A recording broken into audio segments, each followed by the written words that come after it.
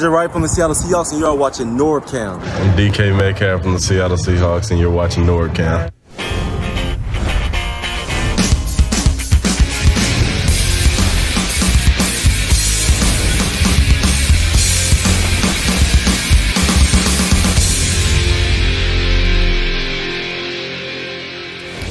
What's going on, everybody? This is NorbCam coming at you with another episode of Hawks Real Talk. And we're going to get real talking about our new head coach, Michael Macdonald. Yes, yesterday, the internet everywhere, Seahawks 12s was blowing up when the Seahawks finally announced who our new head coach would be. And I couldn't be more excited on who we got. I did a couple of videos yesterday talking about that. And since then, we've had he's done a press conference today. We got a little more clarification on who this guy is, but I think I needed to get a little bit more help in breaking this down a little bit more, find out exactly what this means for the future of the Seattle Seahawks. As Pete Carroll's tenure comes to an end after 14 fantastic seasons, not all of them playoff caliber, but most of them. And now we turn the page over and start a new era for the Seattle Seahawks. And before we do so, I just want to remind everybody that we'd love it if you subscribe to the channel, hit that like button, notification bell, and comment away, because we want to hear your thoughts and what you think about the Seattle Seahawks and what this means moving forward. Well, let's do this. I want to bring some guys in here who know a lot more than me, because that's what you do, right? You bring guys who are smarter than you, and just like the coach is going to bring some coordinators who are hopefully just as smart as, or maybe even smarter than him, and bring this whole team to the next level. So I'm going to meet in my offensive and defensive coordinators right here. We're talking about Sky High Aviation and Mr. Nick LeVeaux. Sky High from the University of North Dakota. How's it going, Sky High? It is going 100% great. My mic sounds a little different, but it is what it is. I'm so fired up to be doing this right now. I'm just so happy that we picked the right guy to be our head coach. I really think this is going to pan out for us, and we're going to go dive into that tonight. Mike McDaniel was probably the best candidate out there for any team, and we waited and we struck gold. And I think this is going to be a great partnership between him and Johnny for years to come. So super excited about this. Absolutely. There should be full transparency. The reason why Sky High, a.k.a. Joe, from my calling show yesterday. I'm Joe now.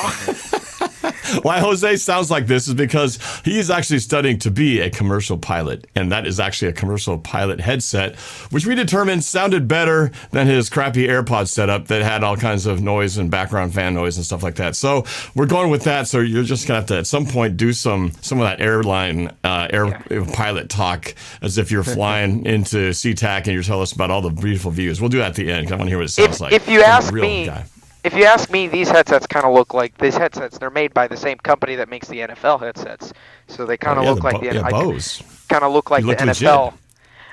You look like a coordinator. You look like I'm a coordinator. Look at me, hire me already. Come on, Coach McDaniel. Like I got the headset already. Well, I guess if you're the OC, I don't know if you're the OC or DC. Let's go to our DC defensive coordinator, Nick LeVeaux. Nick from Bellevue, Washington. Nick, good to see you again, man. Jose, always a pleasure. Man, what an exciting day. Exciting last 2-3 days. Opening a new era in Seahawks football. Yeah, Jose kind of summed it up too. Mike McDaniel, he was kind of that top guy on the list, and it always feels good to get your number one choice. So I'm excited. And we'll talk about this some more. I don't know how you guys felt as far as you guys feeling like who you guys, for me, my number ones and twos were moving around as the playoffs, went from one thing to the next. But in the end, Ben Johnson, I was really rooting for. But once he was off the table, this was the guy. I was like, we got to get him, and we certainly did. So we got one more joining the Hawk Real Talk, and we've got none other than that's joined from us last time. Let's go.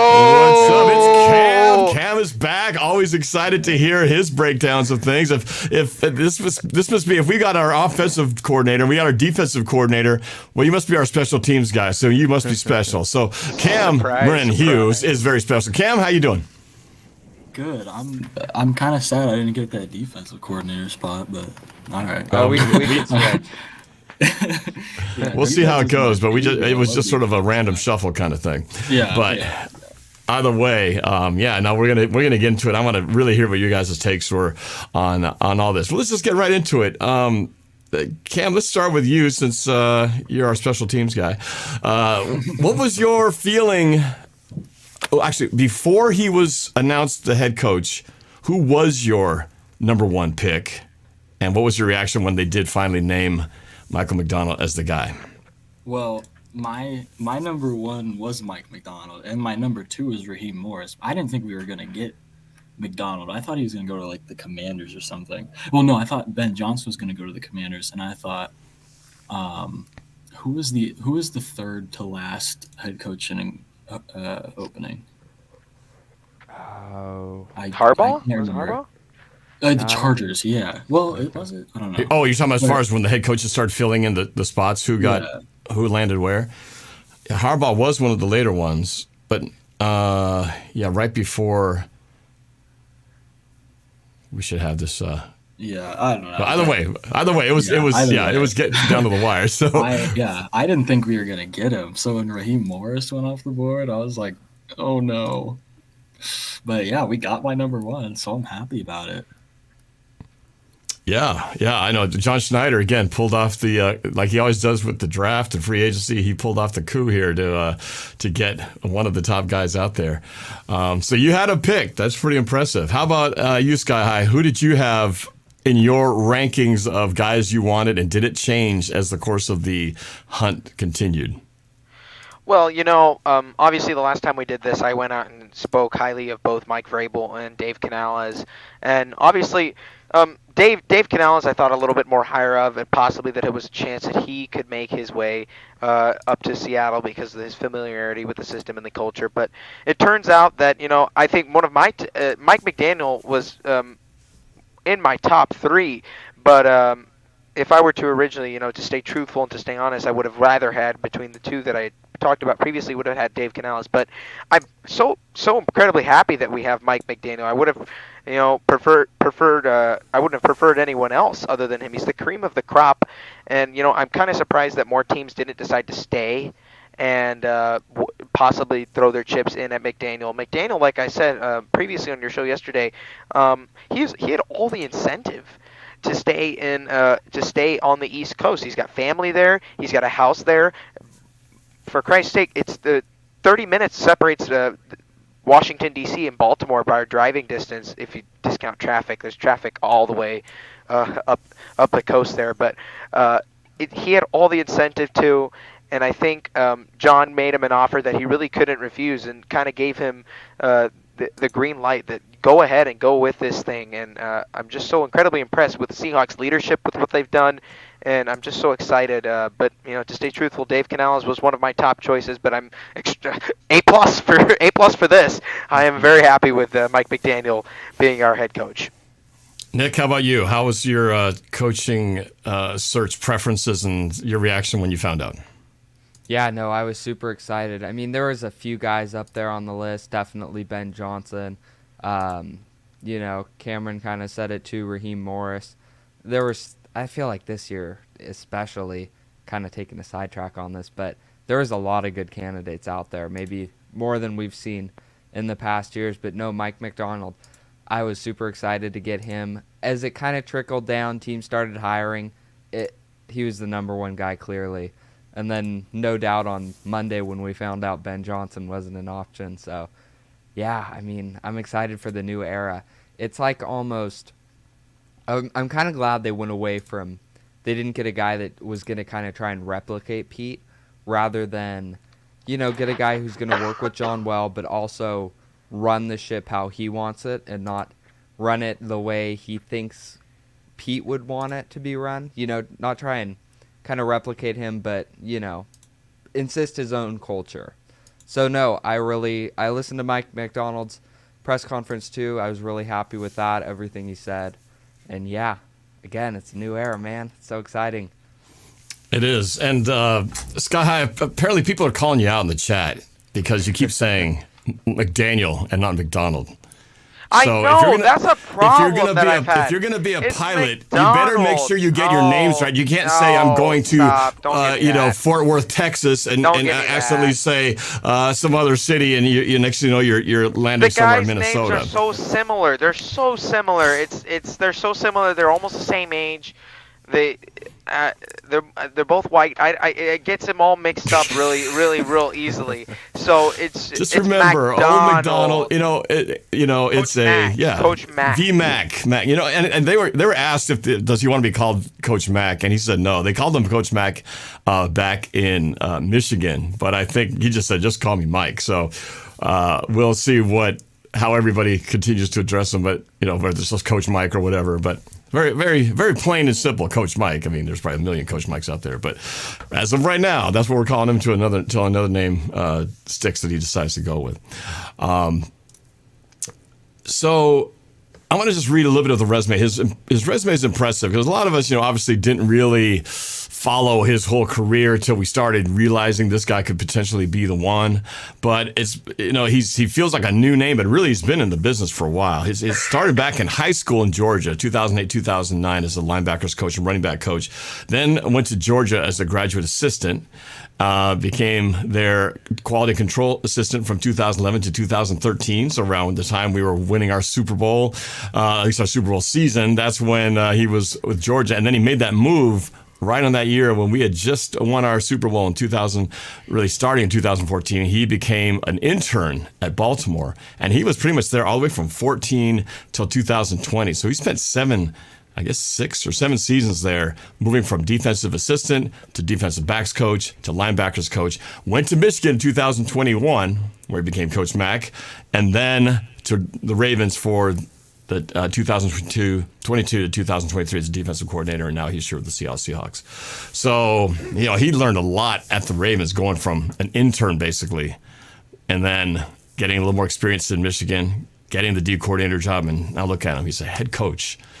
That's amazing. He was just a graduate assistant just a little over 10 years ago, and look at him now. He's a head coach of one of the greatest NFL teams in the entire world. Can't wait to see what this guy can do. Let's talk a little bit more now about, I guess, what your expectations are of him, and maybe what you guys have studied. I know you guys looked at tape. You've kind of looked at his background.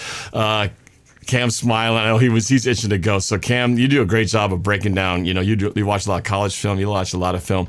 So Cam, tell me, what is it that jumps off the page? What do you like about? He was your number one. So tell me why that was the case. Sell me on it. Well, yeah. So he ran. So Baltimore ran a very similar defense to the Seahawks this year. It's structurally very, very similar.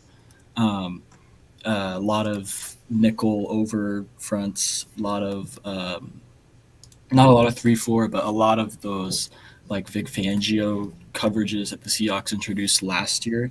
They just did it a whole lot better. Really, the only differences were they disguised coverages a lot, which the Seahawks just couldn't do because they were so bad in the running game. They just couldn't focus on, they just didn't have the time. they had too much to worry about in the run game. But and then it really speaks to how good of a coordinator he is in my opinion, and how good of how I've been hearing a lot of the word detail. He's very detailed. And I think the Seahawks have been lacking that a lot this year. And the last thing I'll say is it's a lot. We talk about the missed tackles in Seattle. It's a lot easier to make tackles when you're in the right position and you're not out of position, which has a lot to do with, being coached and running the scheme right. So, yeah. Yeah. So let's go to Nick. Nick, give me your take on what's the strengths of Coach Macdonald. Absolutely. I mean, really what I saw with Baltimore's defense this year, and I mean, we're talking top defense in the league, was, they had a lot of star players, but they also had a number of, role players that really broke out this year. I mean, a household name here, Jadeveon Clowney had 9 sacks, and I think a lot of that has to do with coaching.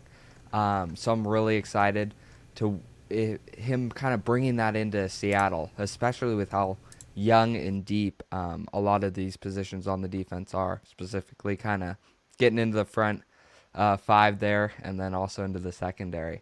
And then I think the leadership too. I mean, all of his former players, coaches, they've just spoke so highly of him.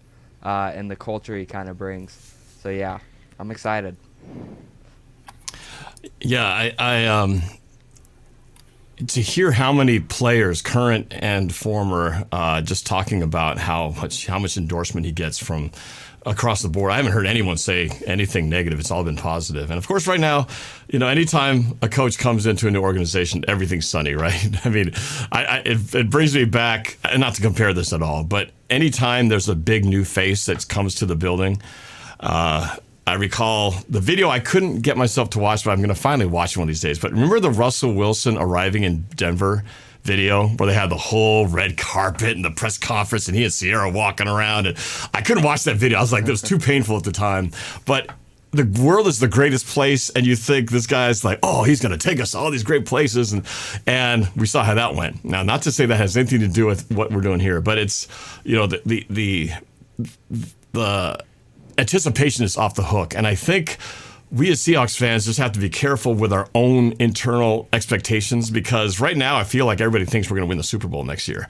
And we got to be careful because there's a long way to go between getting from where we were to getting to where we're at the level of what the Ravens were at. And they still didn't make it to the Super Bowl because they still didn't have everything going right together at the right time. So we got to be thinking about, okay, where does it one piece at a time to get to where we need to go? Sky High, what's your thoughts in terms of, what you like about Macdonald here and what he can do to help bring this team back to a championship? Well, yeah, like you said, Rome wasn't built in a day. Rome was not built in a day. And the one thing I like about Macdonald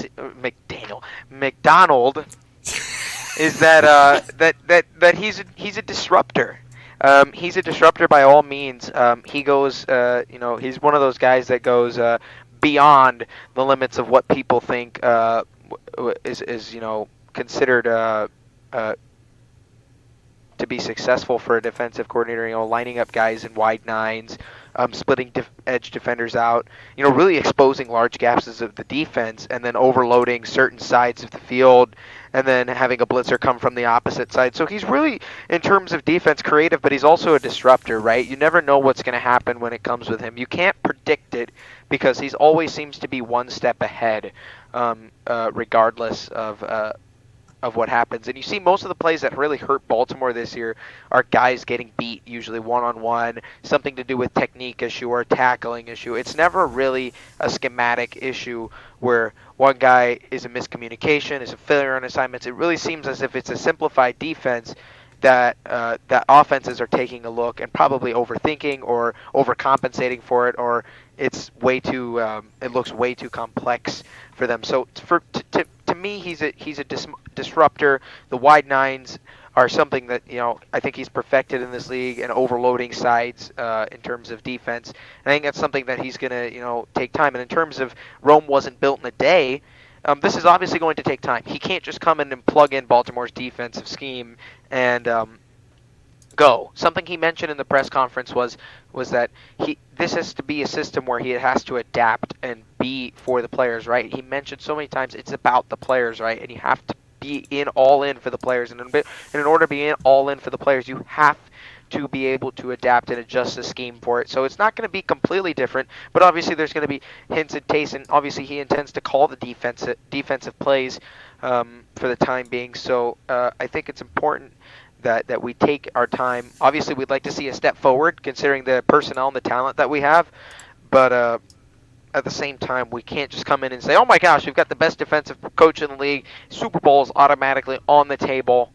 I think it's very rare for first-year head coaches to sometimes make it to the Super Bowl unless you have an extremely, extremely talented team, which we have a talented team, but there's still holes and gaps that need to be filled in certain positions. So. Yeah, for sure. But yeah, I think it's now the big next step is who's this assistant's going to be, and the quarterback situation is going to have to be addressed pretty quickly here. Before I forget, I did grab a quick shot. You might have seen this on social media, but it's pretty cool. This is Coach, I don't want to say Coach Mac, Coach Macdonald arriving at the VMAC Coach Mac. Earlier, and here's a shot of what that looked like.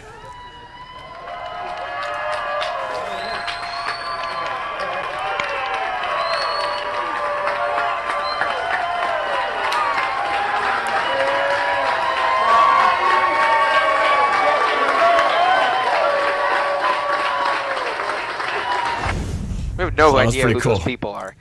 Well, Chuck Arnold, that's the president of Well, we know the who Chuck Seahawks. is. But, And the vice chair. but the other guy, I think it was Bert Cold from Vulcan. Yeah.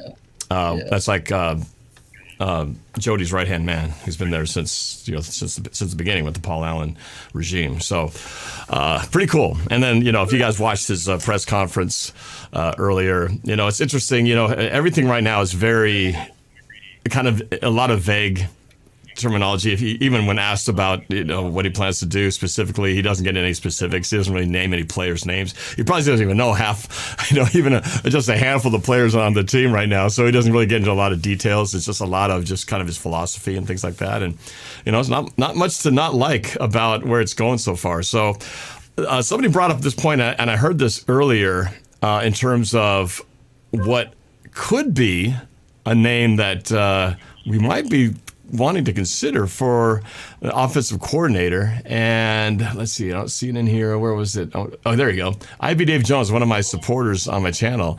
He says Ryan Grubb is OC. That name has come up lately. It was talked about quite a bit on social media. I believe he was the offensive coordinator for the Huskies, if I'm not mistaken, right? And we saw what their team did to get the Huskies to the national championship game. I want to hear what you guys think about who you like as potential offensive coordinators for Michael Macdonald for the Seahawks, starting with you, Cam. Yeah. I like what's his name? Ryan Grubb. Ryan Grubb.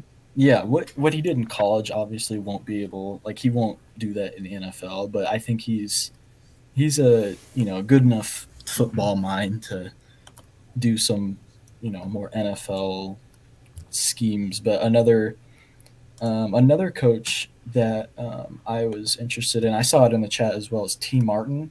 He has a lot of experience coordinating in college, and as a wide receivers and quarterbacks guy.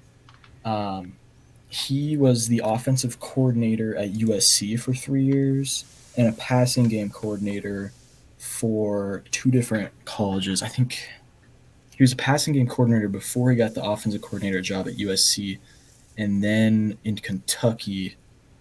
And then since then, he's been a position coach in the NFL. But, he has that play calling experience. So, and he would also be a first-time coordinator in the NFL. But I think it would be I think an older, more experienced coordinator that isn't going to get any head coaching looks would be a better option, just because you'll keep some continuity over there. So a name like Frank Reich, who's a really good play caller, just hasn't worked as a head coach. So those are the 3 names for me: Grubb, Martin, and Frank Reich. And Frank Reich historically has had some really good third down offenses, and that's something that we've really struggled with the last couple of years.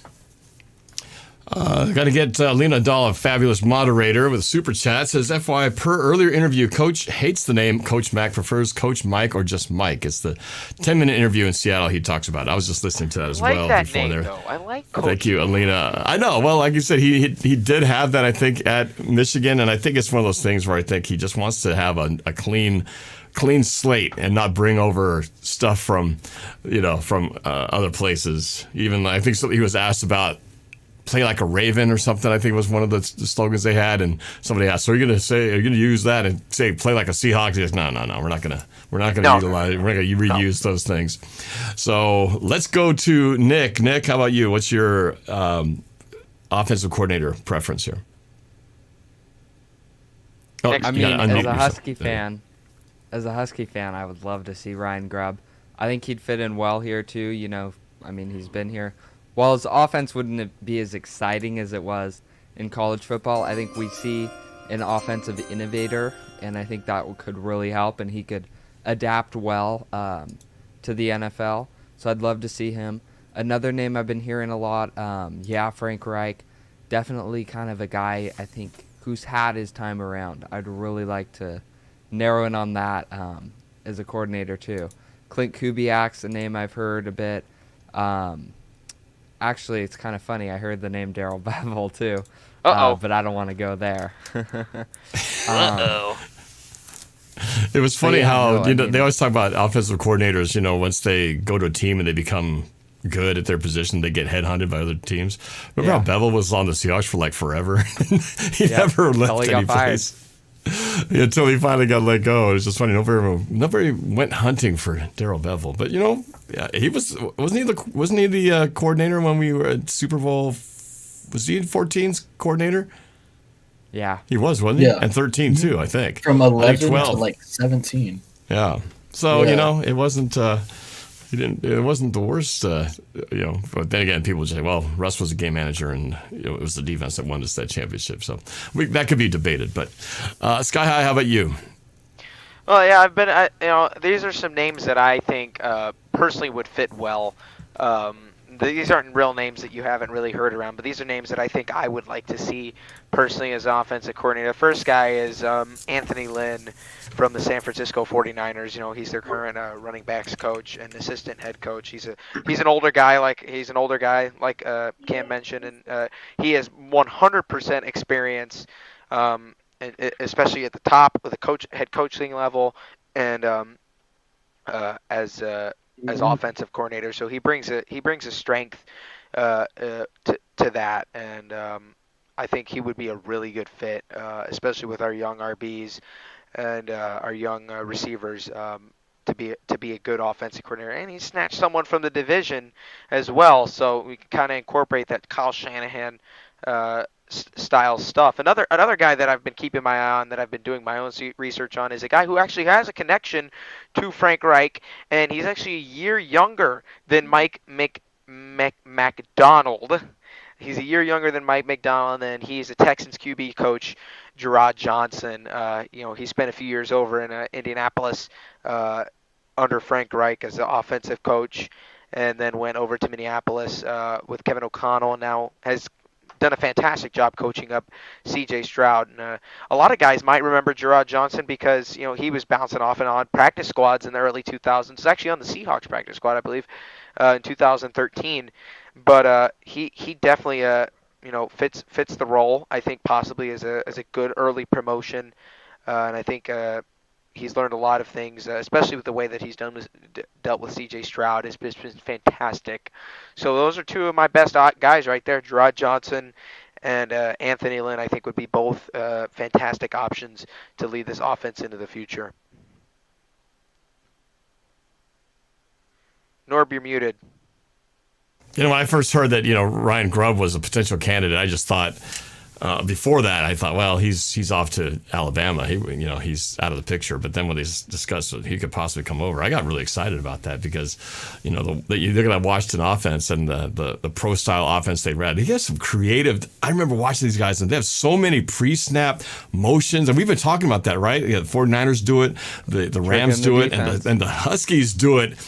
I even think even more. They'll move guys, shift these guys to the right, and then this guy goes motion to the left, and then this guy goes back around. I mean, it's like so confusing that the defenses are like, what's going on here? So I get excited at the thought that could possibly be matched up with Michael Macdonald and his defensive strategy here. So that's kind of what I'm excited. A mini Sean McVay. Is that mini Sean McVay. Maybe that's just the homer in me who's the Husky fan. It's easy for us to go, yeah, let's get him and let's get Penix. We'll bring the whole group together. But, it's hard to argue those guys were one of the tops in, I'd like the to see NCAA. Gerard Johnson and Anthony Lynn as both options for coordinators. I think they fit the bill. Can I add on to? I have one more thing to add. Go, Cameron. Yeah. As soon as I just answer D-Man W, who asks, "Are these your kids, Norb?" Oh no! Two of you. Well, actually, you're all at the age you could be my kids. Yes. I think Norbert has Nick Tyler LeBeau. Parker It'll be hard to see how Nick LeBeau could look like one of my kids. But Sky High, you and Cameron, theoretically, you could look like you didn't fall that far from the tree. But I'm the no, they are not adopted my one. kids. I don't think we're even in any way, shape, or form related. However, they are definitely old enough to be my kids, or I'm old enough to be their dad is maybe a better way to put it. But don't let their youthful appearance fool you. These guys are very intelligent and know their game. So if you guys were with me from before, back in like when we first started this up in 2020, most of these guys' voices were way up here, and they looked like they were in elementary school, and now these guys are like full-grown adults, so it's pretty crazy. But Cam, back to you. You said you had a thought you want to share. Yeah, just quickly. Sean McVay, when he was hired, he hired Wade Phillips to run the defense while he did the offense, and he was there for like 3 or 4 years. So that would be. I think it would be easier for Macdonald to just have like an older guy to take over. He's not going to get head coaching jobs. He can just run the defense or the offense for a few years. So, yeah, that was a good point. So, I guess we talked about offensive coordinator. So obviously our head coach needs a defensive coordinator to be what he used to be. Do you guys have people in mind, candidates in mind that kind of you'd like to see? Nick, let's go to you. Yeah, I mean, the Ravens defensive line coach is a guy who immediately comes to mind. I mean, that's kind of been a real strong suit for the Ravens the last few years. That'd be really cool to see. I also, I don't really know if I'd want him to be a defensive coordinator, but kind of going the veteran route, name to throw out there, Ron Rivera. There's also Wink Martindale. Although with Wink Martindale, it kind of concerned me. Him and McDonald kind of going at it. We kind of saw that problem in New York. But right. No, I think getting a veteran guy who can really, control the defense, because, Macdonald's going to be calling the plays. So you need a guy that's going to, really be able to coordinate, get your guys out there. So getting a veteran, I think, is going to be really important. I think it's always interesting because when, we talk about if we'd gotten an offensive guy like Ben Johnson, we'd be going, oh, well, he's going to call the plays. So you feel like he's going to have the playbook in hand. Well, kind of goes the same way as Rigo Ramirez says in the chat. He says, Coach Michael Macdonald said he will be doing the same, doing the defensive play calling. So I always wonder, how much does that require then the defensive coordinator?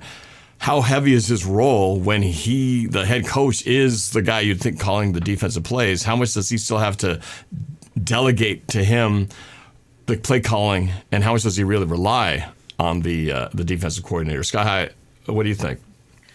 Well, if I had a choice for defensive coordinator, I'm reaching deep into this pocketbook here, and I'm going to go pluck someone from Jim Schwartz's staff on the Browns. And that's going to be, as much as I'd love to have actually Jim Schwartz himself, obviously Jim would probably be I'm shocked Jim Schwartz, first of all, I sidetracked, tangent off a little here. I'm shocked Jim Schwartz didn't get a head coaching interview, yet a consideration even from the Seahawks. He would have been, I thought, one of a fantastic addition to this team. But someone from his side of the staff, defensive line coach Ben Bloom, he's really stood out, especially with the way that Cleveland's defensive line has actually played over the past few seasons, especially this year. Their defense was just so dang good. With consistent injuries, too, it was just next man up. And I think Ben Bloom, the defensive line coach, would be a fantastic defensive coordinator position. He's still relatively young. He's a guy who's built up experience at both the collegiate level and the NFL level. And I think he's sort of trending in the direction of becoming defensive coordinator or a defensive, high-ranking defensive assistant. So I think he would be one of my top choices. And obviously, if push comes to shove, we could also get somebody from the Ravens could come on down as well. But Ben Bloom, I think, would be a really intriguing defensive coordinator, or someone within the Seahawks, especially since we retain, what's his name, Carl Scott, is that his name, who we retain. I'd be interested to see if he also gets a look at the job for defensive coordinator. So there you go, yes. Norb, you're muted again. I do that because I started typing something. I didn't have my keys to go clackety clack clack clack, but I forget to unmute myself. Cam, how about you? Yeah, well, to answer your question about like how important or like what a defensive coordinator does if he's calling the plays, I'm assuming they work on the game plan together, and obviously he would be, grooming him to. I think he said in his press conferences, he wanted to eventually hand off play calling duties to that defensive coordinator down the line, but they might get it like a pass game coordinator title just to do something, but just to have someone in that defensive coordinator role. But a name that I've been thinking about is his name's Pete Carroll. He was fired not too long ago. He's a pretty good defensive mind. I wouldn't mind seeing him. I couldn't keep a straight face the whole time. Hey, I'm sorry. I had to do. I was like, if I? Sorry to interrupt you, Cameron, but I had to put the headset. This I was like, I kind of look like Bane if I do that, Yeah, What matters is our plan. Crashing this plane. I am Bane. You almost sound like him now with that radio style microphone of yours. But that would be. I think that would be too weird though, man. Having Pete Carroll. Sure. That would be like having an old girlfriend around your house while you're like you're hiring your ex-girlfriend to be like your maid while your new wife is you're trying to get your house together. I don't know. That could be just be. I think a little strange to have the old guy around like, hey, for the rest of the street. You might want to try doing is might want to try running it here. That worked pretty well last time. I'm Batman. I don't think he wants to be a part of that. I've heard he wasn't in the building for the press conference. So that was I think Schneider would have mentioned him if he was, but he didn't mention him at all. I mean, he mentioned Michael Macdonald talked about the Ravens. He talked about the Harbaughs, and I was kind of surprised that at least, unless I missed something, that Schneider didn't at least mention Pete Carroll in the press conference. I mean, though I know they did their kind of. What a sick man for doing that. Not doing that. I think Pete Carroll, and the writing's kind of been on the wall as he's come out and said he was basically really fighting for his job. The advisor role is really a PR/contract financial kind of title. I don't think he's going to be around the organization well. Not at all. Especially now that Jed Fish, who's a friend of his, is right over at UW. I think if he wants his dose of football, he's going to be over there a bunch, which is kind of too bad to see that he won't be as involved. You do have to kind of turn the page, right? You can't turn the page and have that page sort of still hanging around. It would be a little awkward for the new guy coming in. So I think it's the right thing. It's just at some point you got to rip the Band-Aid off and move on, which is kind of what they're doing. So rip it off. I want to. I guess. Did you guys hear that? I don't know. There was a story circulating around that Pete Carroll actually told Jody and company that this was going to be his last year, and at the end he changed his mind, and so that's why I kind of threw things off because they thought he was going to be done. I mean, do you guys believe that, or do you think that was just some kind of I heard clickbait? I heard that from someone that also said that they were going to give him another year. But if it didn't go well, that they were just going to clean house completely and get rid of John Schneider as well. And that's why Pete Carroll backed off and accepted his firing. Oh, that's interesting. And he wanted to give, because in his press conference he alluded to wanting to give John Schneider his shot, which this bought him 3 years at least, in my opinion. Yeah. Well, it is what it is now. So let's talk about. I got a couple of places I want to definitely cover, but let's talk the next order of business after we answer the coordinator positions and obviously the rest of the coaching staff, which won't get as much attention. But one of the first things they're going to make a decision on is quarterback.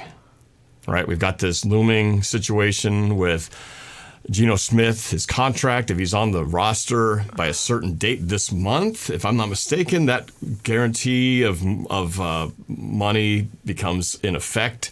Let's talk about that as far as what you guys think they should do, what Coach Macdonald should do with Geno. Should he keep him on, which means, or do they let him go and then they'd have to get someone in the draft or for free agency? But what do you guys think the Seahawks' next move should be in terms of Geno Smith in the quarterback position, Sky High? No, personally, Personally, I think it sort of depends on the coordinator that we get as well. You guys have been talking about what's his name, Ryan Grubb, is that his name or something like that? And if he comes, I think it's kind of like a lock that we're going to try and go after a quarterback, if not probably Penix in the draft. I think that's kind of like a lock, but it depends really on the coordinator that you get and what they want to do. It sounded like in the press conference that Mike Macdonald was willing to build around what he has, and that means Geno Smith. But at the same time, he kind of left the door open, saying we have decisions to make,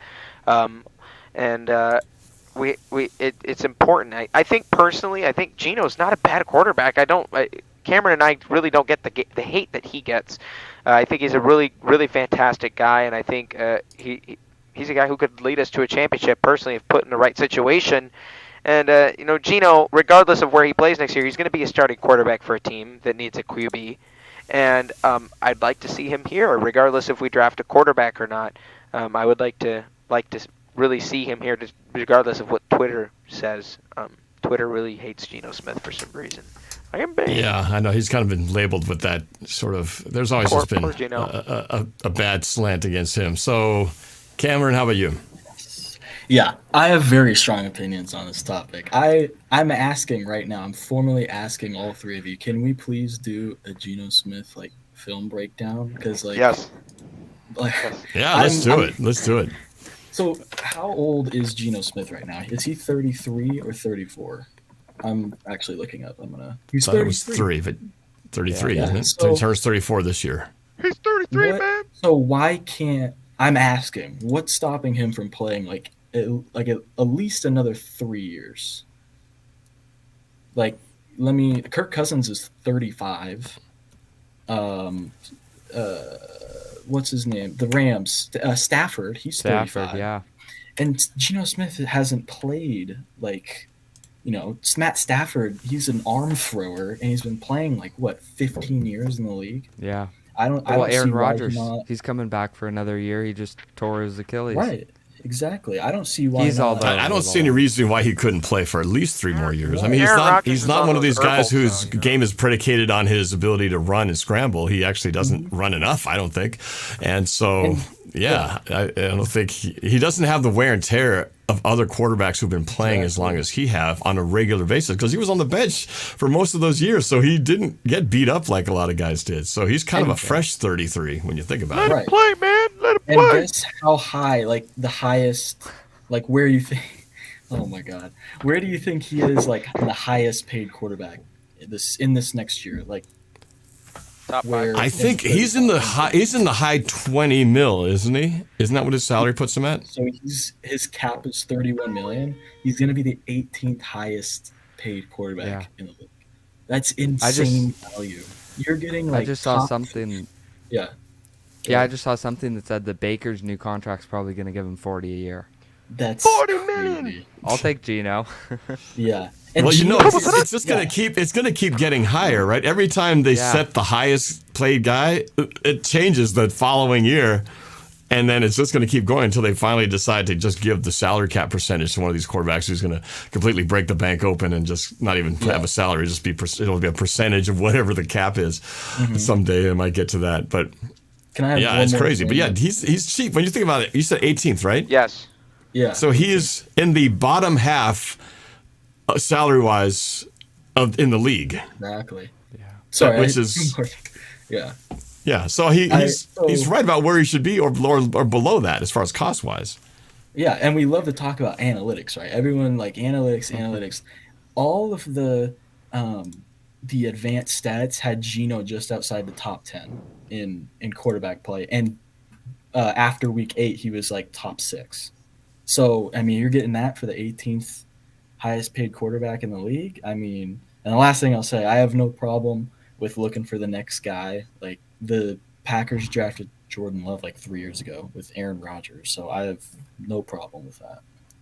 We got a lot of names being thrown out here. Justin Harmala, does McDonald bring Tyler Huntley over to compete? Hell Rigo, no! I respect Garoppolo it, but Kaepernick. Oh no! Yeah, See, Cam Jimmy G.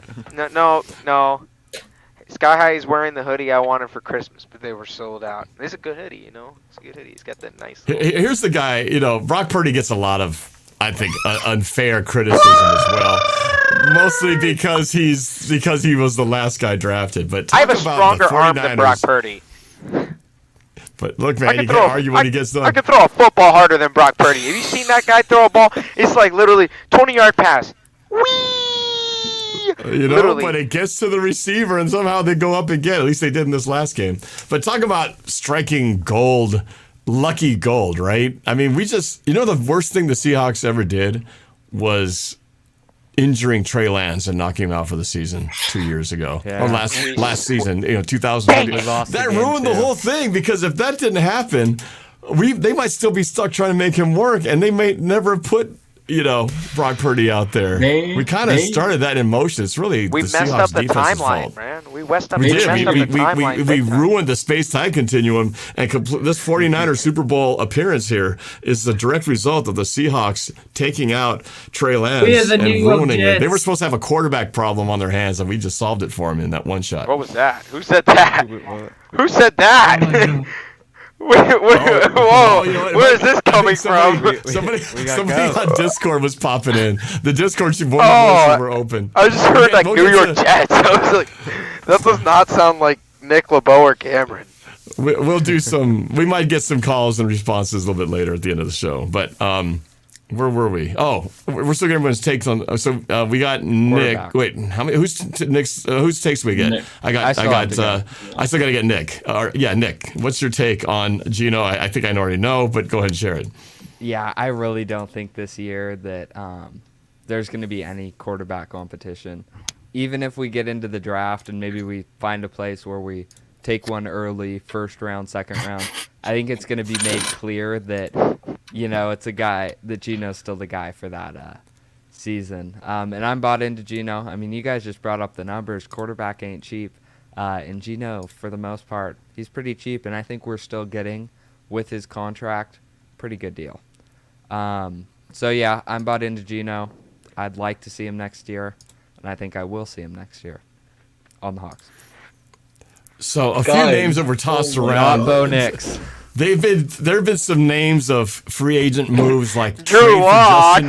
trade for Justin Fields. What about Kirk Cousins? Let's address the Justin Fields thing real quick. Are any of you guys thinking that's even remotely something they should even consider? No. Yes, Justin Fields can throw 75 yards. Who cares? Justin Fields has literally probably going to get hurt every single year, guaranteed. All he does is literally take off and run. Doesn't throw it to his receivers. He has one good receiver, and I think it's kind of past that time where obviously we gave Geno a shot, but it's just past that time where he doesn't really fit the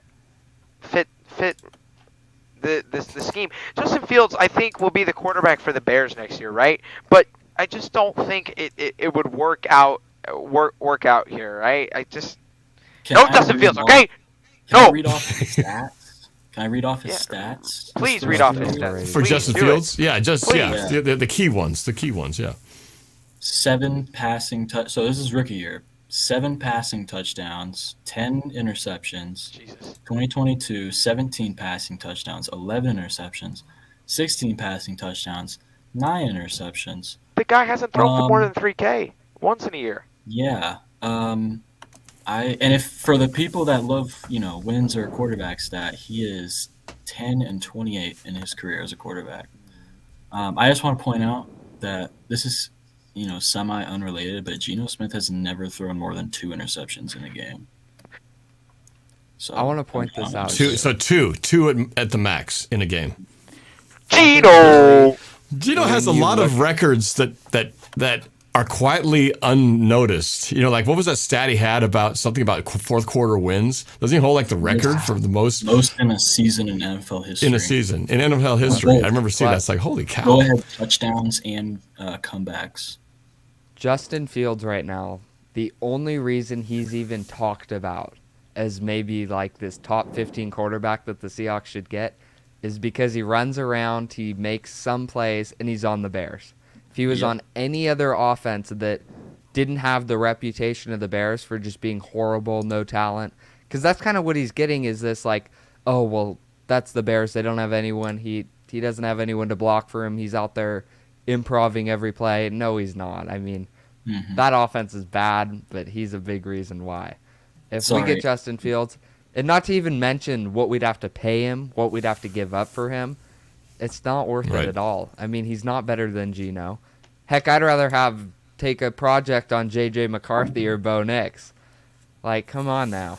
Don't say J.J. McCarthy, please. No. Sorry, I have to correct myself. He did it twice his rookie year, and he hasn't done it since. He threw 3 interceptions twice his rookie year, and since. So he has a couple of 3 interception games. Yeah, I was wrong about that. All right. J.J. McCarthy is 5th round talent at best. Yeah. Well, I don't want to hear his name going at 16. We have J.J. McCarthy won't go in the first round. I hope not. I'll be shocked. If Michael Penix and Bo Nix are at 16 and the Seahawks are on the clock, would you pick one, or which one would you pick, or none if they're on the clock, if you're the GM? Again, it depends, right? It depends depending on who we hire as coordinator, right? Depending on what kind of offense they're, because running an offense with a lefty is a little different, right? It's a little different. It can be a little bit more complex. It changes things differently. I think Seattle would feel a lot more comfortable depending on who they go with a righty, and obviously they may feel more comfortable going with Bo Nix if that possibility's there, and if they want to draft a quarterback at that draft pick, which I don't think they really would like to. I think they're kind of on the fence about it, but I'd be fine with both, but it just, again, depends on who we hire, and people just need to realize you can't just plug in a lefty quarterback and then go with it. You need to, there's changes that need to occur. Did you say you'd be comfortable if they went with both or Bo? Both. I'd be comfortable. I'd be happy with a Michael Penix. I'd be happy with a Bo Nix. I'd be happy with a 6th round, 5th round, 4th round J.J. McCarthy draft pick. But for those people that are like, J.J. McCarthy's going to go into 16th pick, yay! No, you're crazy. J.J. McCarthy is the definition of a college system QB, okay? This guy is just, Michigan just plugs in a new QB. The only reason people like him is because he's like the definition of an F-boy, okay? They love him because of his hair. People in Ohio and in Michigan literally like fanboy over him. My sister's in love with him. It's just every woman there is in love with him. That's why they like him, okay? The guy threw for 19 touchdowns and like 2,500 yards.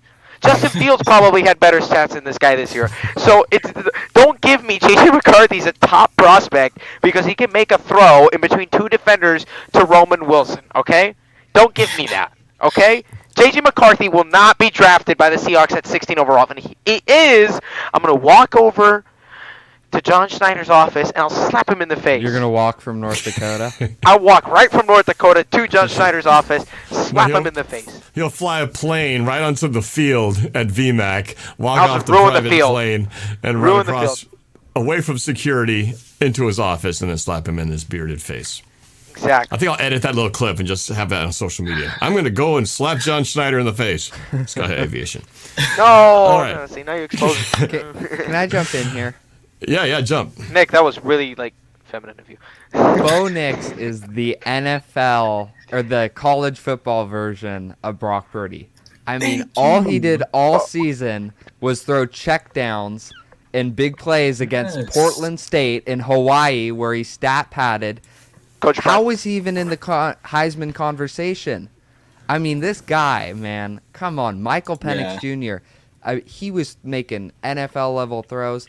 Yeah, he's not perfect. I think he's a raw talent. I think if we draft him, he needs to sit a year or two. But, man, Bo Nix is a career backup in the NFL at best. He is not going to play well. He's not going to start. He's definitely not going to be a Seattle Seahawk. No, he's not good. Bro's just the Sam Hate Helen, to break it to you, Sam and I know there's Helen. Oregon fans in here who are gonna come at me. Yeah, Rigo, he beat up Portland State. You never even heard of Portland State. He's literally touchdowns against Portland State. He's literally Jake Fromm. Jake Fromm 2.0. Jake Fromm 2.0. Yeah. Is Bo Nix. What about the injury concerns with Michael Penix? Because when he's behind the best offensive line, he's got all the time in the world. Steroids. He can The easy option is steroids. load him up on the drugs, and have him Bo throw. Nix Is that what they said They did about not say Herbert? that about Herbert's a Justin generational talent. Are you serious? Are you kidding me? Herbert is They did not literally say that about a Herbert. generational talent QB. That guy can throw a ball probably the length of a football field if he wanted to. Exactly. That guy is insane. Okay? I wouldn't be mad if the Seahawks traded for Justin Herbert, depending on how much we gave up. But Justin Herbert is literally an insane QB. He's going to be I'm going to be so interested to see what Jim Harbaugh does to try and turn him into a J.J. McCarthy type quarterback. Hopefully he doesn't do that. But so hard no on Huntley. Yes, unfortunately, Tyler Huntley he's not a starting QB. Did you see what he Geno did Smith. against the Steelers defense against Michael Penix. against the yeah. It's Can I a jump little, in? Michael can spin it, man. yeah, Michael can jump in, spin that Cameron. ball. Just Yeah. jump in, you know. So Jump in. Don't ask I have- permission. Just jump. yeah, I have opinions on all of these all of the rookie quarterbacks that we're talking about. I'm about to give you where I think they should go in the draft. Oh yes. So starting from the top, Caleb Williams and Drake May are my 1 and 2. I think they're top 3. I don't think we're gonna have any shot at taking them. And then for me, there's just a massive gap. Like the Jaden Daniels thing, like they see Lamar Jackson running around in the NFL and they're like, oh, Jaden Daniels is really cool.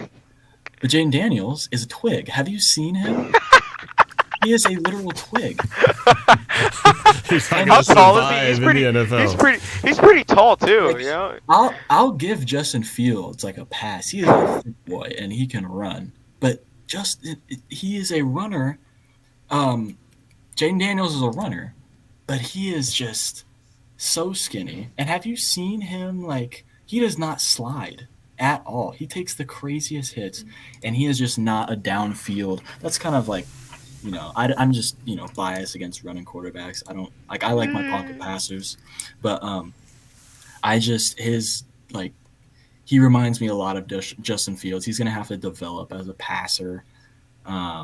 He has a pretty good deep ball, but just processing, like going through his reads, was kind of rough. I have him in the second round. I just would not spend a first round pick on that. And then Michael Penix is my 4th guy in the second round as well. He is a little bit worse than Jaden Daniels, I think, as a processor, just going through his reads.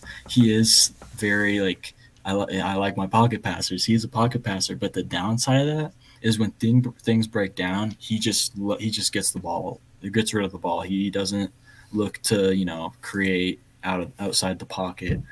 So it's kind of worrisome. Very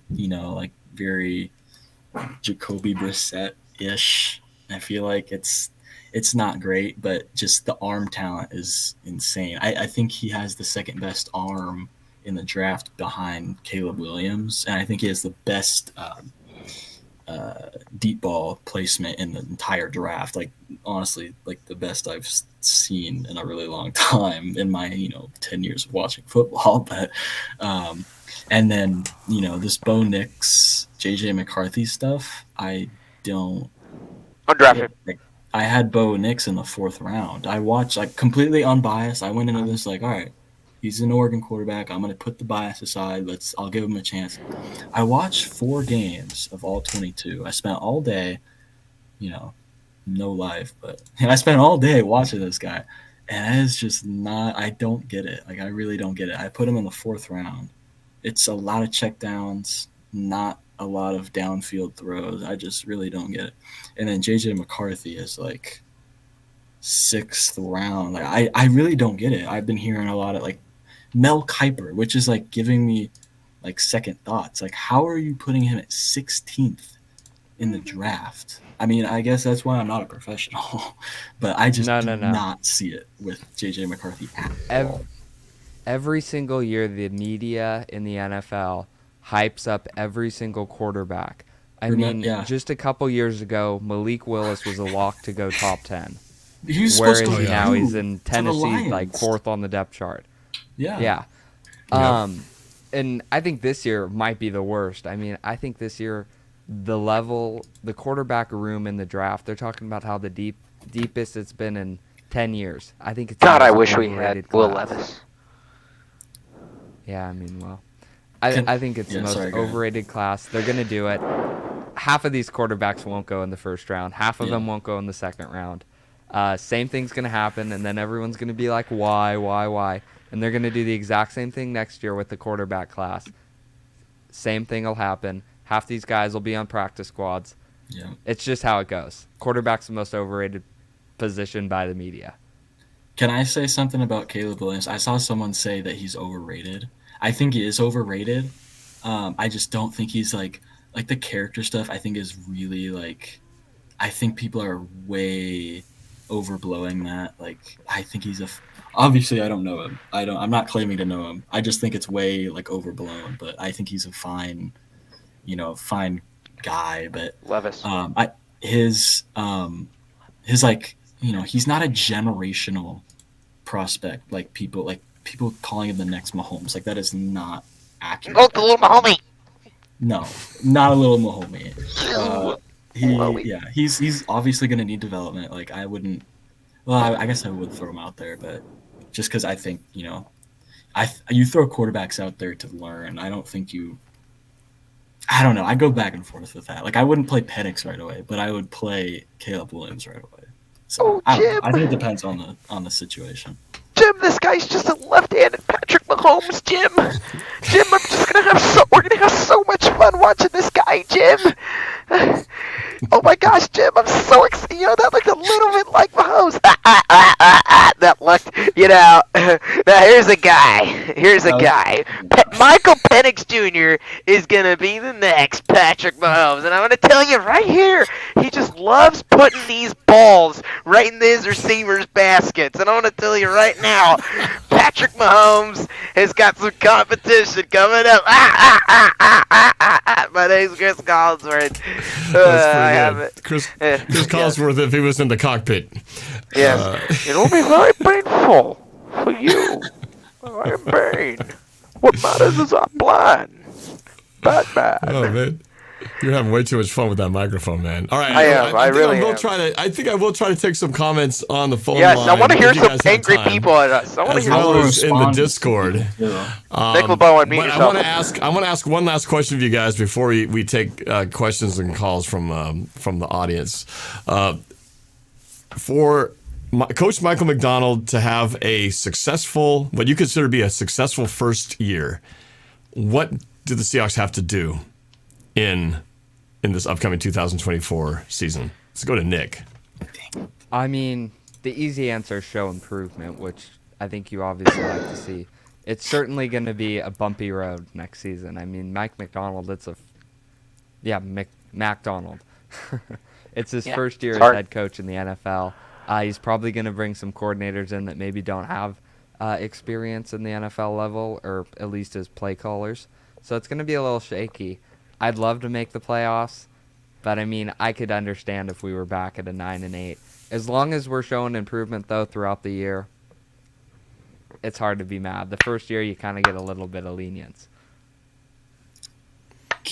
So you're saying that even if we don't make the playoffs next year, as long as we show improvement, you'd be okay with that. We don't have to make the playoffs for it to be a successful season in your mind. I think we will make the playoffs, though, because this year, it was really lost kind of out by a pretty ugly year tiebreaker for a long time, and we barely missed it.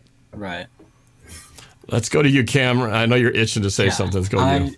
So let's just not forget. Yeah, the losses were bad, but we were one missed field goal away from 10 wins. I feel like if I would have I was hoping for 10 wins. And what was the other? We lost a couple of close games. The Bengals game, the Cowboys game. Should have won the Cowboys game. I mean, that's 3 games right there. I know there's a fourth. The I don't know. But I know Cowboys. It goes both ways. Yeah. But let's give. I don't know.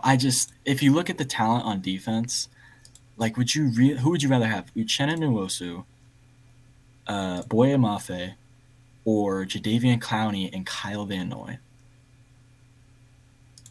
So that's a question for you guys. Oh, if we had to choose one? Yeah. If you name them again, Uchenna Nwosu, Kyle Van Noy, and who? So either Uchenna Nwosu, Boye Mafe, or Jadeveon Clowney and Kyle Van Noy. The Oh, which first option. pair? Yeah. The first option. Oh, I'll take the first option. Yeah. Okay, let's go. Uchenna young Nwosu, there was, prospect. if you look at the defense, it was the defense with Uchenna Nwosu and the defense after Uchenna Nwosu. I had no idea how important he was going to be to our system until he was gone. I mean, it just was such a drastic before and after, which is incredible how much difference he made. The first 8 games before he got hurt, we had the best rush defense in the league. So then we go inside. Leonard Williams, assuming we bring him back. I don't know why we wouldn't. Leonard Williams, Jaron Reed, or Matt Abuike, or Michael Pierce. I think I might be leaning with the Ravens here, but like still, it's close. It's really close. Jaron Reed was the best nose tackle in the league, in my opinion, this year. Like all the analytics say he was like a top defensive tackle in the league. And then Leonard Williams. And then you have Draymond Jones. And then you have 3 other young guys. Like I really think like I'm really excited for the defense this year. Not to mention, you know what? Quandre Diggs and Jordan Brooks, we need to do a film breakdown on them. They are the most overhated Seahawks in like history. I will never understand the hate that those players get. I'm calling out all of Seahawks Twitter and Seahawks fans because I see way too much hate. They'll for come them. After you. Those are the 3 players. I'm interested to see what. I'm not so much hard on Jordan Brooks, but I feel like Quandre Diggs had a rough year this year. Can I respond to that? Yeah. So most of what he does really well, what he is elite at, is off the screen, right? He's he's playing the post. That's what he's elite at. Like he is really good at that. The tackling, as a safety, he is working off of the linebackers, the defensive line, and if they mess up, which they did a lot this year, because of poor coaching, not very not detailed, that messes him up. Like there's a very specific play I saw against the Steelers. I can't remember when it was, but it was. I'll keep it short. But Devin Bush was fitting the run, right, and he decided to go under a block instead of over block like he's supposed to, and Quandre Diggs, he ends up under running it because he's playing off of Devin Bush. So that obviously it makes him look bad. So I think he was really everything. Like it's obvious when he misses a tackle, but when he makes a tackle, it's like, oh, that's your job. And then what he does on the back end is obviously not visible on the TV broadcast. So basically what you're saying, it's not his direct fault, it's more the fault of everyone in front of him as like a trickle-down effect that I don't want to say I don't want to say it's everyone's fault. I'll just say like it's not everyone, but others. Yeah, right. It had an effect on his play. I think lack of detail was a big thing for the defense. And Larry Bevins is here. Larry Bevins, if you don't know that name, Larry Bevins is the reigning, not only Seahawks fan of the year from 2022, he is the reigning NFL fan of the year. So he has passed the Seahawks torch to me, but he will be passing on the torch of NFL fan of the year come Thursday at the NFL Honors. Larry, glad you're here, man. Do you? Sky High, why are you all dramatic and dark and have your... What are you doing? What are you doing over there? Sorry, I got bored. I might have a little ADHD. Wow, you don't like my football analysis? No, I didn't. I just got distracted. That's why. Clearly. Okay, what was the question, Norb? Well, Larry Bevins asked the question. Patrick, would you add Patrick Queen as middle linebacker? I talked about this before, and it's been talked about a lot. Patrick Queen, who speaks no queens, highly, only kings. The linebacker, free agent for the Ravens. Could he possibly come here? Looks like his time in Baltimore is over. Would that be a nice addition? It'd be a nice addition. I have an opinion on this. So Jordan Brooks, I think. So what was the opinion on Queen before Michael Macdonald started calling plays there? I think it was like he was a bust, first round bust, and then he kind of. What does Patrick Queen do really well is blitz. what does Jordan Brooks do really well? He is, I think, a better blitzer. And he also, we really need to do a Jordan Brooks film breakdown. He is so good. So we need to do got a several busy player offseason, breakdowns. At this guys. point, you've named. We need to do a Geno Smith breakdown, a Jordan Brooks breakdown, a Quandre Diggs breakdown. Those two players get a ton of hate, and I think they're really good. I would pay Jordan Brooks and move him to Mike, and then I would just draft, because you'd end up paying both Queen and Brooks, like, $15 to $18 million, and Queen is going to cost more, and I think he's just a little bit. Does just a little bit better. Does Bobby come back next year? I don't think so. I think he was very. He got exposed in coverage. I hate saying that because I love Bobby Wagner. So. I know. I know. It's one of those things where it's hard because you feel like you're stomping on a, Hall of Fame, all Seahawks kind of guy, and yet there were times you watch and go, oh God, he's getting beat again. Yeah. But I don't know. It sounds like he wants to come back, but will that happen? I'd love to. They're From gonna the coach him I to think do the something. locker room leadership standpoint, that would be really for good. sure. On the field, though. I heard that Bobby Wagner was definitely a Pete Carroll move, and John Schneider was Was not in support of it. not as on board with that, which makes sense. Like, you see what he did with Richard Sherman when he busted his Achilles. So yeah, I'm surprised that they brought him back. I wouldn't do it. I don't know if I could say that. It hurts. I don't know. I wouldn't bring it back. How about It Jamal was Adams? kind of like it was sort of like Jamal Cajun, remember that last Adams. year? Oh man, Jamal Adams. Not much Sorry, to what? Say there. Twitter when KJ, warrior. on KJ's last year, before he left to go to the Raiders, it was rough, right? I mean, how many players actually get the exit you want, where you just ride off to something and you don't have that? What's the whole expression about? Tyler Lockett will, though. Leave before if you stay too long, you become the villain. That whole thing. I just hope we don't want Bobby Wagner to stay too long and become the villain. But he's still a great tackler. It's just there's other parts of his game that aren't as good. So I don't know. Maybe there's something that can work out. But I mean, we did the same thing to him last year when we played them.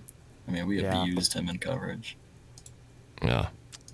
All right, let's go back to the guy. Guys, we're going off some tangents here. I was asking the question: what would the Seahawks need to do? What would be considered a successful season for Michael Macdonald? And I think Sky High answered that. Oh no, Nick answered it. I never answered it. You never answered it, but you've been taught. You've been had the floor for a while. So let's go to the kid who's bored up there, who's playing with his lights and his microphone. Let's go to Sky High to talk about what's a successful first year season look like for Coach, not Mike McDaniel, but Mike Macdonald. You guys remember that time when Terrell Owens signed with the Seahawks and then he did his interview in a Green Bay Packers t-shirt? Remember that? All right. Sure, none of you remember that. I remember when he was with the Seahawks for a little bit. I forget about the t-shirt and thing. then he punked Pete Carroll too. Okay, but yeah, my expectation for the Seahawks this year is like Nick said, improvement. Obviously, the ceiling of this team, I think, regardless of the coach, is much higher than what it was last year, and I would expect double-digit wins is what I'm expecting. I'm not expecting it to be perfect. There's going to be issues that we're going to need to fix and iron out, but Mike McDaniel is a very sharp, very detailed person. He's someone who's not going to let things go unnoticed, and if there's an issue, he will take initiative to fix it. So, with that being said, I think there should be improvement in the ranks. I think the offense is going to still be very explosive with the weapons that we have. A possibility, if we hire the right guys on offense, to be a very, very, very explosive offense. And to, I think if we put the pieces together, there's a chance we can make a run this year. Obviously, things have to kind of go right. But I just... When you say a run, are you talking about a run for the Super Bowl type run? Is that what you're talking about? Here's the thing. The NFC is kind of one of those conferences where it's sort of wide. I don't want to say it's wide open, but it's like wide open almost. Like the Lions took the Niners to the limits. The Seahawks took the Lions to the limits. The Cowboys can't win a playoff game. at home. The Eagles are showing issues, right? There's kind of, sort of room for teams to step up and get in there. I think it's more, we saw it this year in the playoff push. It's kind of like a backup of teams that are all kind of contending and in the same place, right? And with the one exception, the Niners, which are levels ahead, right? And who knows how long they're going to continue to produce at this level, right? There's at some point they're bound for some sort of relapse. But I think the NFC West not NFC West, but the NFC besides the Niners, and some days the Niners look really bad, some days the Niners look really, really good. I think that this NFC sort of is wide open as to the AFC, where you got to likely go through Patrick Mahomes, or you got to go down and run through Buffalo. So I think it 100% changes things if we are able to be successful, get a run possibly going. I'm not asking to win the division and go for the number 1 seed, but I'm asking for something where we're in the thick of it. All the way up until the final week. Not in the thick of getting a playoff spot, but in the thick of possibly challenging the Niners for a division, and it's not where we're sitting here week 16, and the Niners are 4 wins ahead of us. So I think there's a chance that we can do that if we play our cards right and get it right. I have to use the restroom, so I'll be right back. Okay, we'll go to Cameron now. Cameron, on your definition of a successful first year for head coach Michael Macdonald. Minimum, we have a top 15 defense. Because, I mentioned it earlier, we had the best run defense in the league in the first half of the season last year, and that was not a good defense at all. I don't see how this defense isn't a lot better than last year and isn't top half of the league. And if that the last 2 years, it's if we have a league average defense, we win 12 games. So I'm not saying we win 12 games, but if we can win those close games that we did or that we didn't last year, I think we could, 12 wins is possible, I think. Well, I think for me, I feel like I agree with you that this year we should have been in the playoffs. We're this close, right? And if we win, the game you're forgetting is the Rams game. We missed that field goal. Yeah. The Rams game. We should have won the Rams game, should have won the Cowboys game, should have won the Bengals game. That's 3 games that were not like some stretch of saying we could have won them. They were we were one play, 1 foot away from being in the playoffs and probably, getting deeper into the playoffs, possibly into the second round. So we were 9-8 this year and should have been higher. So for me, my expectations are a little bit more loftier because we did that with one of the worst defenses in the league. If our defense, I've said before, if we could just have an average defense, which is 16, right? Average would be 15, 16. Yeah. If we're just at average, then and our offense is the same as last year, we're definitely double-digit wins, and we're definitely in the playoffs. Now, make that defense better than average. Make it above average, which I don't think that's a stretch with the foundation that we have. And let's say, and we're not even giving the credit to the offense that it's going to actually improve. Let's say the offense just stagnates and make it above average.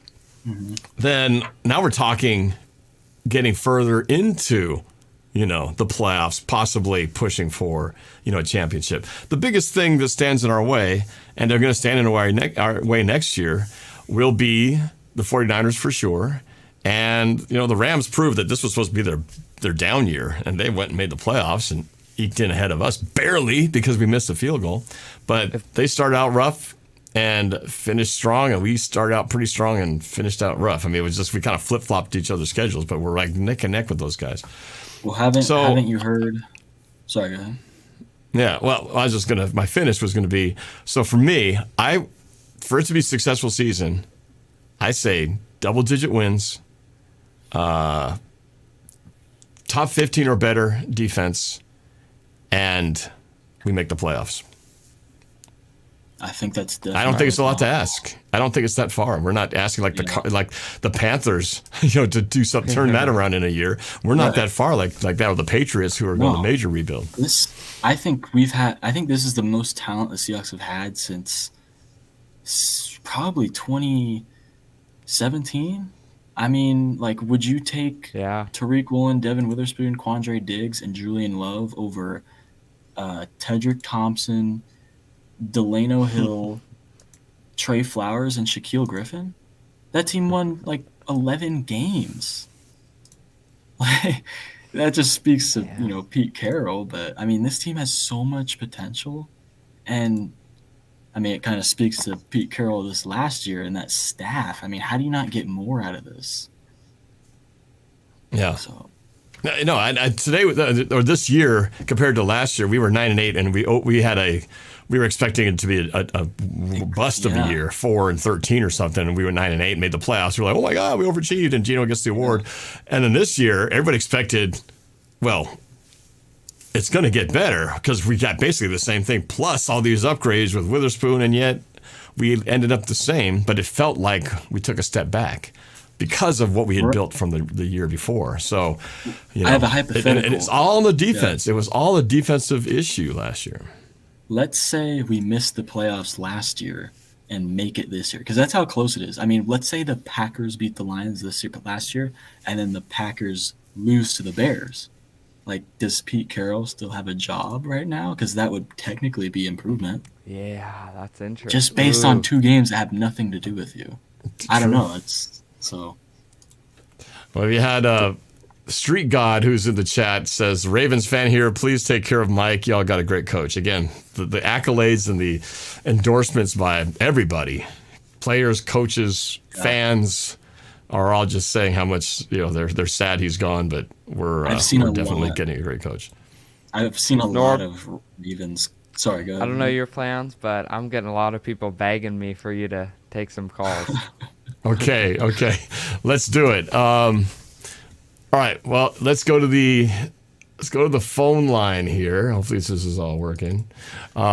We've got AD calling in from Yakima. AD, are you there?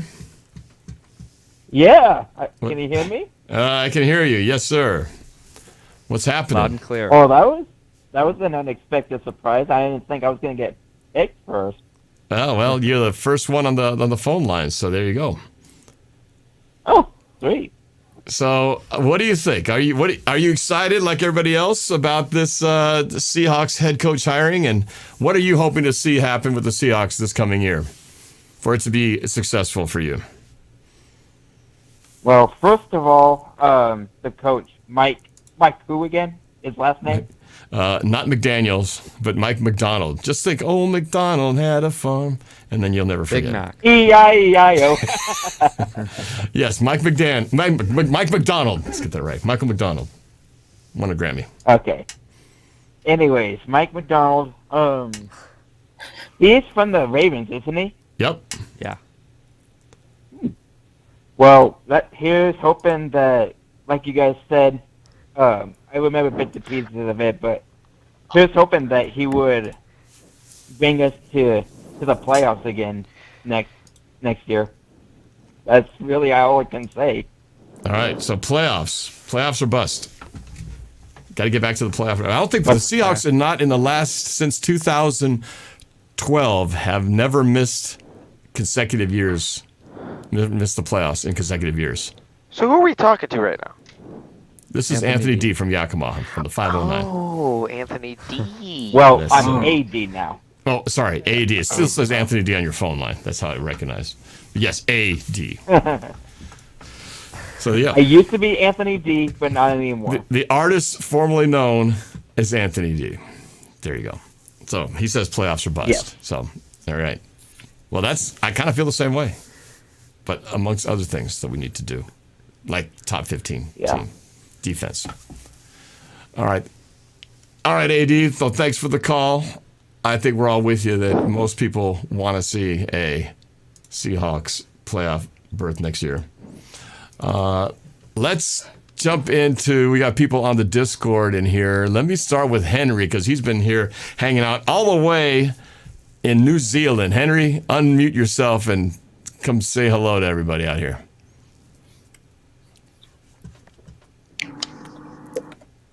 He's logging in. I can hear him clicking his stuff on. Henry, you there?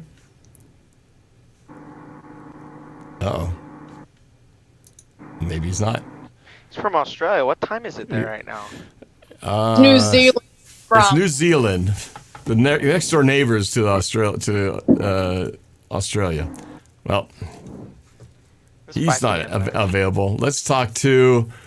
Well, we've got Jade in here. What's up, Jade? Nothing much. I mean, I just kind of got finished working and everything. Kind of killer. No cracking games, no sports, because you had the All-Star thing, and I'm just like, dang. But not important right now. I just want to kind of talk about, like, Mike Macdonald. That was, like, a huge move, because we're, like, sitting here, and we don't have a head coach. Right. Well, we didn't. And I'm sitting here, like, I'm getting, like, and I'm just like, Pete Carroll had been bomb. I mean, I'm not gonna lie. This guy took us to a Super Bowl.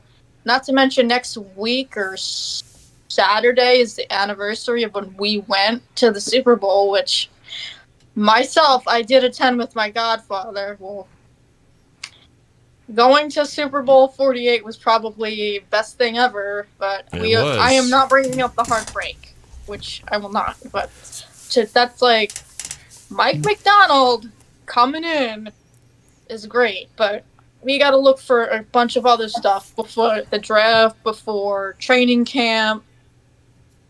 You got to make a decision on Gino, coaches, assistant coaches. Yeah, like I know Tyler Lockett. I know this is a rumor, but I don't know if it's true. He wants $16 million. No, you cannot go above salary cap, and if it's either you get rid of him, trade him. I don't want that. I want to keep this guy. Like, I haven't heard the $16 million number, but I have heard a lot of people saying, well, we should dump Tyler Lockett and cut his cap numbers. There's so many things we can get into as far as we have to do a whole other show. $16 million right now. His cap hit's like $28 million. Yeah, I know. You cannot go above salary cap, because if you do, you get penalized and you get draft picks away. Correct. Seahawks have a lot of cap issues to manage right now. We got a lot of numbers that have come to fruition now, which are not in the benefit of Seattle. Jamal Adams. I don't know why they think about firing him, but they want to fire him. Want to fire Jamal Adams? Yeah, because remember what he did during You're fired, Jamal. They don't have to fire him. They just let him go. But then we're still stuck with the numbers that the contract is. With Oh man. Well, let's see who is anybody else. So you were happy to see him go, to see Coach Carroll go, but you're happy to have Macdonald in. Is what I'm getting from you. Kind of. Right? I mean, Carroll, because I grew up around Carroll. I grew up around Russell. I grew up around Hasselbeck, So my older brother does taunt me about, Super Bowl 40. I'm like, I know you can taunt me about the home game, but if we ever play you again, I'm going to sock you in the mouth if we win. All right. Oh my gosh! Whoa! Let's take a time out here. Let's wait about football. Damn. Talk about violence, dude. His wife is an Eagles fan and he's a Pittsburgh fan, so it's kind of divided in half. Yeah, that's a tough household right there. All right, hold on. I'm gonna mute. We're gonna move along here to the next. I want to have one more conversation before we wrap up the show. Now that's my first lady. I want to go to Henry in New Zealand because we were trying to get him earlier. There we go. Henry from New Zealand, who's been patiently waiting to get on here after all the noise that's been happening. So, hello, Norb. Welcome. What time is it over there? 6:15 p.m. Not bad. Actually, that's not. You're not that. We're just 3 hours ahead of you. So it's just a day ahead of us. He's celebrating the weekend before we are. On the clock, but we're actually. We were the New York Jets. Yeah. All right. I was the one who shouted we were the New York Jets. Oh, you were the one. You were the one who jumped in there. And brought on Tom Brady. And we, the Seahawks, injured Trey Lance and brought on Brock Purdy. Okay, that was there you go. We are the New York Jets. All right. Well, I just want to get, what are your thoughts on our new coach and what are you hoping to see this year, 2024? I honestly, I don't want just a top 15 defense. I want top 10. top 10 defense. Okay. Okay. We've got the talent. We've got enough talented players on the Seahawks that we can do this. You know, we were 31. That's like second to last, I think, in the rankings. So Yeah, you want to go from I'm 31, you want to jump all the way 20 points to get inside the top 10. Right? Just want to make sure I'm hearing correctly.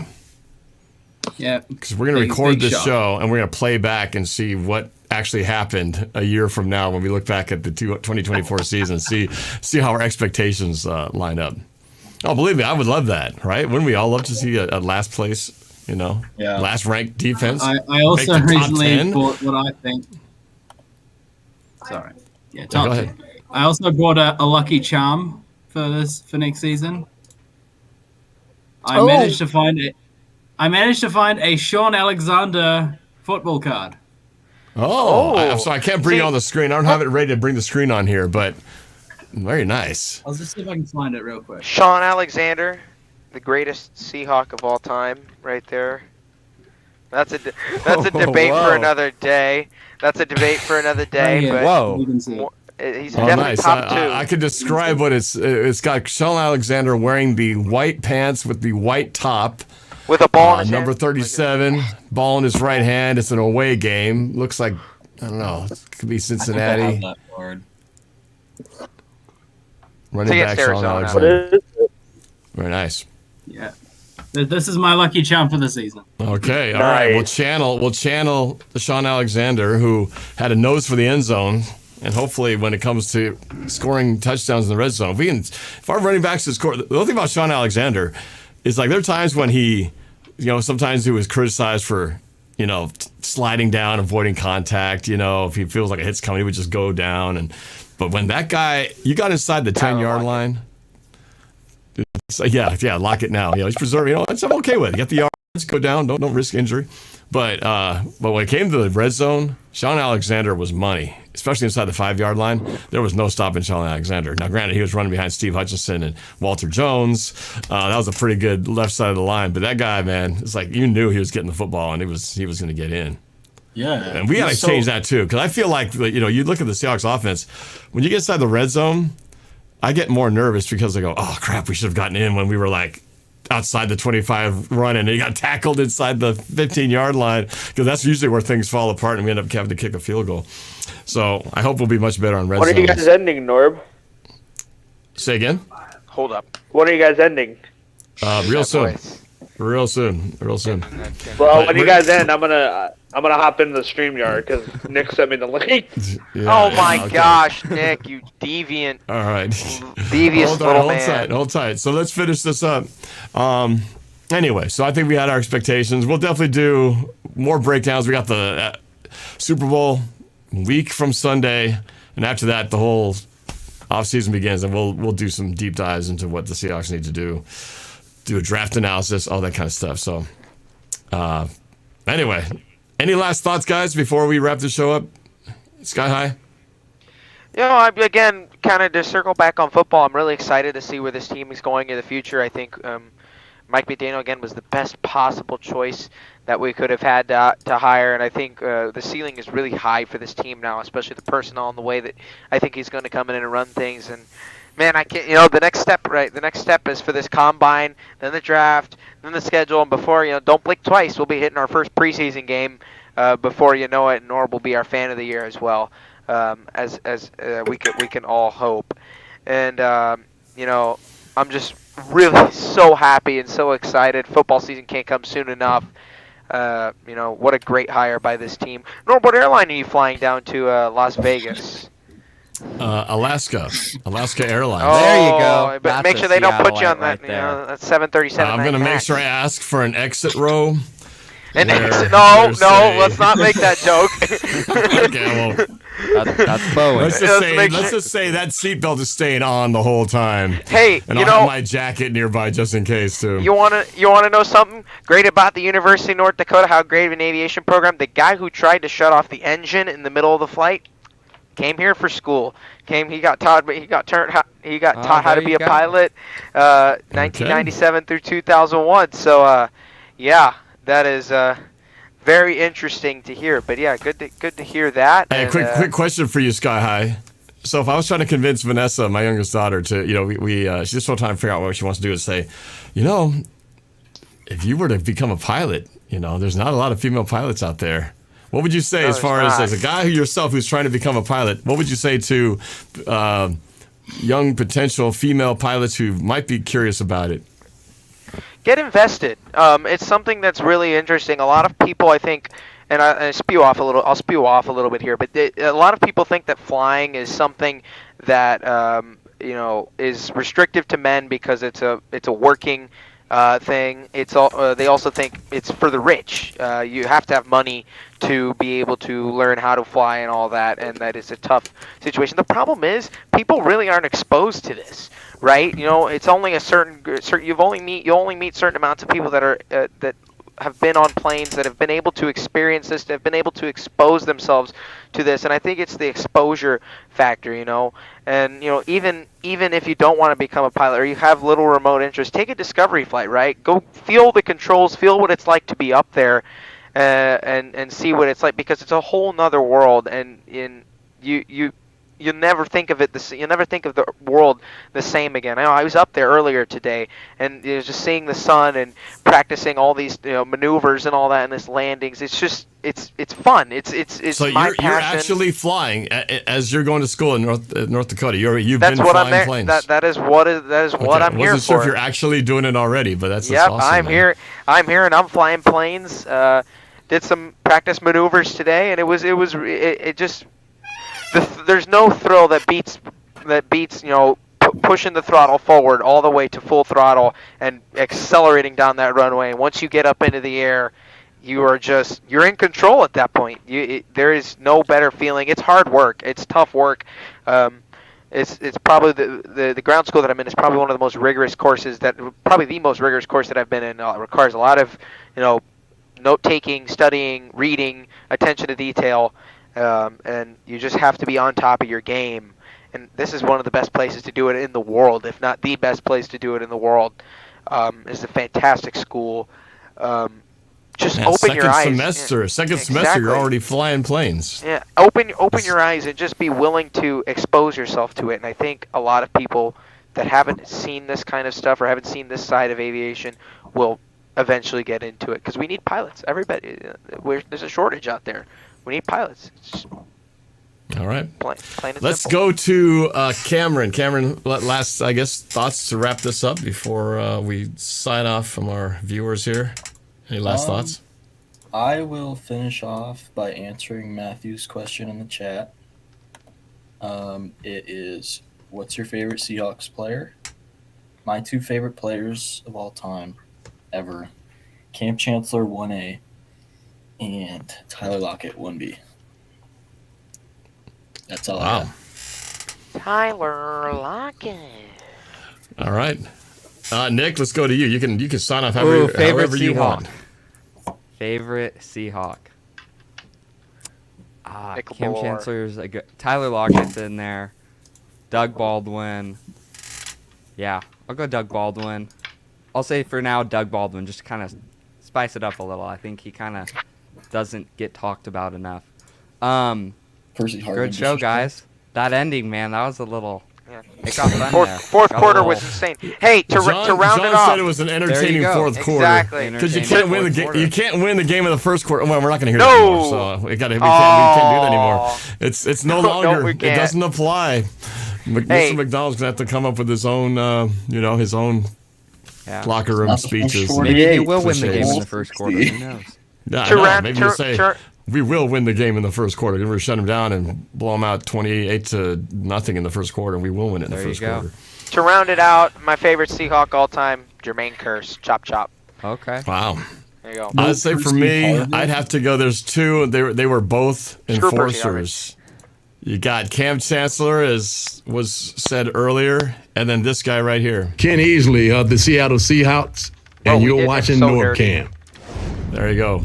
We did him so Danny dirty, Easley, right? man, the original enforcer. Got to see him going to the Hall of Fame with Mama Blue and Mark Collins. We were in the stands watching him in Canton, Ohio, giving a speech when he shouted out Mama Blue, and that was pretty sweet. Two of my favorite all-time Seahawks. There's plenty others, too, that I love, too, but those two stand out as the ones that, like, when you think of football players who just knock guys around and can't wait to see them get on the field. That's when you wanted the defense out there. That's what I want in this team coming up. I want it to be where I want the defense out there. You're like, okay, the offense scored, that's great. All right, now the defense is out there. Let's go knock somebody down. Let's go pulverize somebody. Miss those days when you actually want to be on defense. Yeah, man. I might run through a Man wall of the year. and then Fire 'em up. then I'll pull my neck or something. But Don't pull your neck. we do have one call from Oh Auburn. my lord! It might Not be. again. Let's just hope it's not A troll. something crazy. Let's see how it goes like here. a We don't know who this Jonah. is. It's a wild card. Our final caller from the 253 in Auburn, Washington. Who's this? Where are you calling from? What's up, boys? Yes, sir. What's up? Woo-hoo. Wait, is this Devin? No, This is Devin, baby. it is Devin. Oh, there That's you go. let me put you in here. Devin Coy, Mr. Energy, Ball of Energy, can match a Sky High Aviation. Oh, man. What's going on? Come on. I'm here. What's up, boy? He's here, bro. What do you mean? He's Devin, here. We it's got, been a a new, while. we got a new head coach. We got a new head coach. What do you think about it? Oh, I'm not gonna say anything yet. I want to see how, like, preseason. I want to see what he looks like.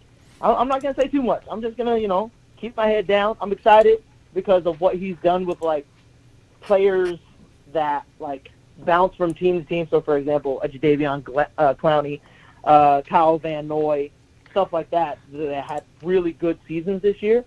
I'm looking forward to him hopefully doing that with some players he brings in. A lot of his staff, like, I heard somewhere on Instagram that they are interviewing the quarterbacks coach of the Lions for the offensive coordinator position, which is cool because if we can't get Ben Johnson, you know what I'm saying, we could get his student basically. So I'm just waiting to see how this staff comes together and what he does, and then I'll make my assessment. But I'm actually pretty happy right now. I'd give it an A+ because I thought they were going to go with Dan Quinn, a familiar face, same type of energy that Pete had, was in the same staff. But I'm glad they made the right decision. Yeah, there would have been a lot of upset Seahawks fans if they'd taken Dan Quinn. Although that was originally, I was okay with that, but a lot of things have changed since that point. But we got what we got now, so yeah, future's bright. Future's bright, so we will see what happens next. All right, well, that's it, you guys. Yeah. Thank you, Devin. It's good to hear from you, man. But thank you guys for watching the show. You'll have a lot more streams coming up, breakdowns, draft when the final predictions, thing free comes agency. When the final thing comes out, this stream is not going to be 2 hours long. It is going to be like. I really cut hope down. it is not. Well, No. yeah, is it 2 hours already? My goodness. Yeah, it's it's 2 2 hours. hours. Wait, on the dot. we got one last thing. Sky, I'm going to solo on you. I want you to take me up on an Alaska Airlines flight. I'm going to be flying to Las Vegas for the Super Bowl on Thursday, You a week know from I today. don't fly Alaska because I don't care. I just want you to pretend you're the pilot of that plane. We've just, started to approach cruising altitude. We're going by some scenic stuff. Give me the sound of what you'd be telling people as you're seeing the beautiful sights of the mountains and stuff as we head down south towards Las Vegas. Take it away, Captain Sky High Aviation. Go. Okay, all right. 3, 2, 1. All right, folks. Welcome. We're currently cruising altitude here, about 36,000 feet, showing about 95 minutes until touchdown Las Vegas. Weather in Las Vegas, partly cloudy skies, 76 degrees. Should be a nice, smooth ride until we get down to Las Vegas. Nice bumpy approach there. In between there, we'll let you know, though. Get that fasten seatbelt sign turn on for you. But right now, we're going to turn it off. We're getting a nice, beautiful view of Mount Rainier off to our left. It's just a beautiful mountain, low cloud level over that. Once again, sit back, relax, enjoy this flight. Be mindful of that seatbelt, fasten seatbelt sign. Please don't congregate in the front of the aircraft and use the lavatory located in your cabin. Thank you, found in Alaska. Welcome aboard. There you go. That's literally the most accurate I could ever do right there. That was good, man. I don't know if you can fly a plane for real, but you can sure talk like a real pilot. So, love it, man. All right. What was that? We're going to sign off I'm going to kick that intro. We'll see y'all next time. And go Hawks, baby. Go Hawks!